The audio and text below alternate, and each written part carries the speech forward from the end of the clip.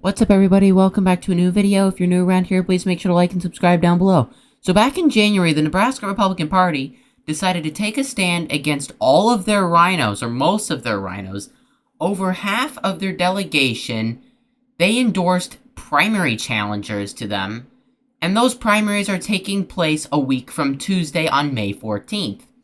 So we're going to look at, can we primary out some of these people? Like there's no reason for a state like Nebraska to have Adrian Smith, Don Bacon, or Pete Rickets, which, may I add, Pete Rickets purchased that Senate seat by getting Jim Pillen into the governor's mansion, his puppet, and then eventually Jim Pillen put Rickets in that Senate seat. And because of that, Rickets will probably be in the Senate for the next 20-30 years, and he replaced Ben Sasse. He's got an endorsement coming up, or an election coming up later this year, in November.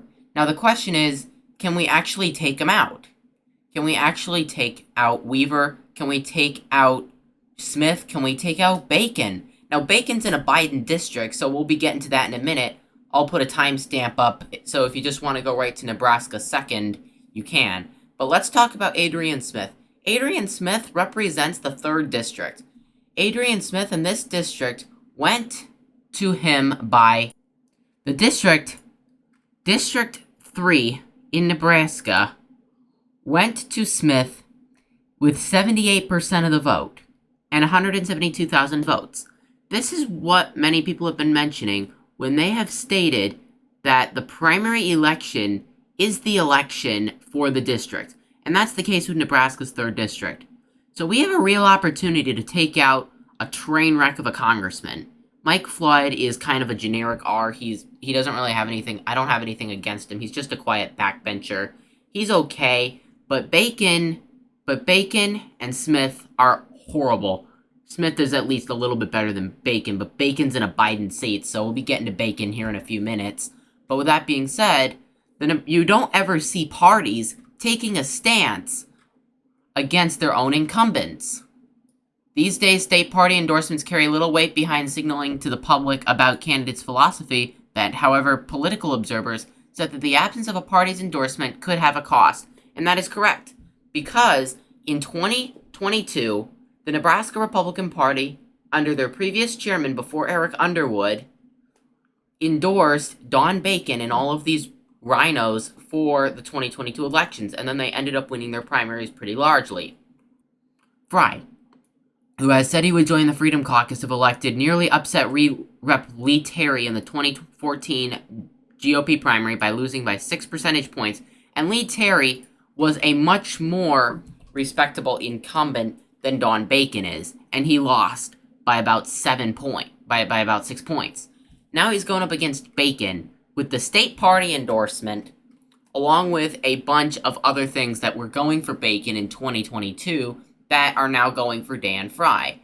All the counties that Don Bacon is a part of, he has been censured by, which means that the state counties, or the state county GOPs, will not be sharing their resources to help Bacon win. They'll be sharing them with Dan Frei, which is another big one. And if you've looked at Dan Frei's Twitter page, he's out consistently knocking on people's doors.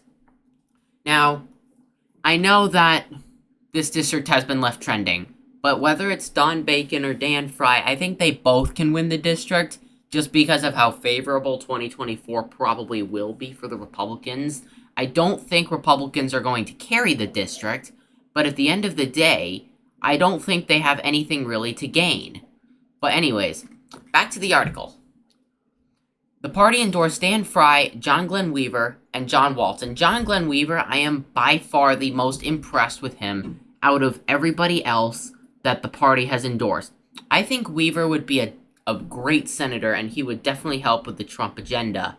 And he definitely should have received the state party's endorsement, as what we are seeing is a takeover of the Nebraska Republican Party from the more establishmentarian side to the more grassroots side, and you love to see it. This is how state parties get better, and this is how they get better. And I know Nebraska is a safe Republican state. They don't need a competent Republican Party to operate properly, but you definitely want to make sure you primary out all of the RINOs you have, such as Rickets, Smith, Bacon. Mike Flood's just a generic R. As I said, I don't have anything against him, but still, he's got a primary challenge that we should get behind because he's running on a very similar platform to John Walz, who's the Nebraska 3rd District that Republicans have nominated or that the party has endorsed. Now, if we look at Dan Frei's issues page, I think it's very clear where he stands. So Dan Frei puts everything that we want to see.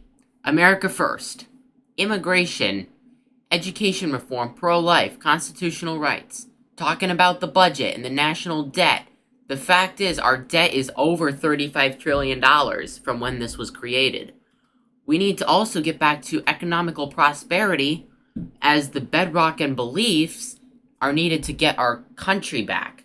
And we cannot start paying off our debt until we get back to a balanced budget. And Don Bacon has not yet voted to put a balanced budget. He voted for the 2-part omnibus bill that Speaker Johnson brought to the floor. I'll be making a whole video on Speaker Johnson and why I think that we should not remove him, but we should consider an upgraded speaker in the next Congress if we hold the majority. And the majority is on a string right now. We don't know if we're going to have it next Congress.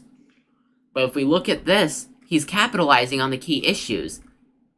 And if we look at John Glen Weaver's issues page, I think it's also much clearer and reiterates the same points, but on a state level.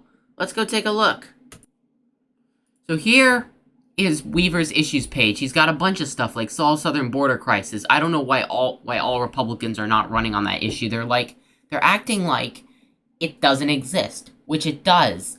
The border is the biggest issue that I hear around whenever I go asking people what their number one issue is. The issue is the border. Everybody agrees the border is an issue. Now, election integrity, that's it's Nebraska. It's important to talk about it. But at the end of the day, Nebraska already implemented all of this in LB, I think it's 714. I think that was the bill that they introduced election integrity. But yeah, a foreign policy that puts America first. American decline is a choice, inflation and spending, things like energy independence, dismantling big tech, which I think that should be a no-brainer, defending American small businesses, end abortion. Again, I may have stated this, but I am pro-life, but there are some aspects that could agree more with people. I feel like we have to have more incentives not to do it than banning things outright, because if we have incentives not to do it, then eventually the abortion will just stop on its own without needing a ban.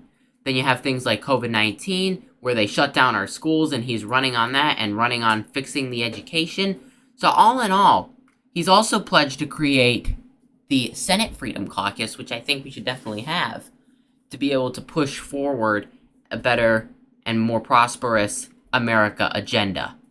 So that being said, let me know down in the comments. I'm curious to hear which one of these members are your favorite. John Glen Weaver, or Dan Frei, or John Walz? We didn't really cover John Walz, but honestly, as I said, I don't think we're going to primary challenge all 3 of them and win.